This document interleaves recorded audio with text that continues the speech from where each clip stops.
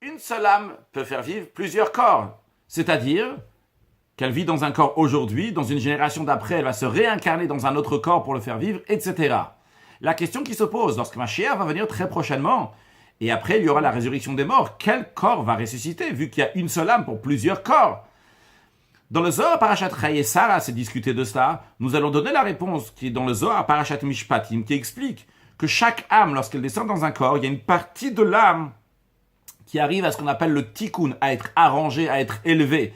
Donc, dans chaque fois qu'il y a une réincarnation, il y a une partie de l'âme qui s'arrange avec tel corps.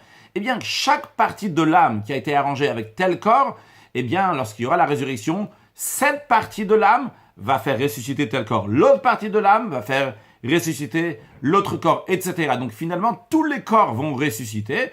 La question, elle est juste avec quelle partie de l'âme. Mais dans une partie de l'âme, en vérité, il y a aussi toutes les autres parties de l'âme. Comme par exemple, on sait que chaque âme est partagée de Nefesh, Ruach, Neshama, Chaya, Yichida de 5 niveaux. Et évidemment, chaque niveau a aussi les autres niveaux. Donc, réponse à la question, tous les corps vont ressusciter avec une partie de l'âme que ne vous inquiétez pas, sera en très bonne santé très prochainement avec la venue de Mashiach Now.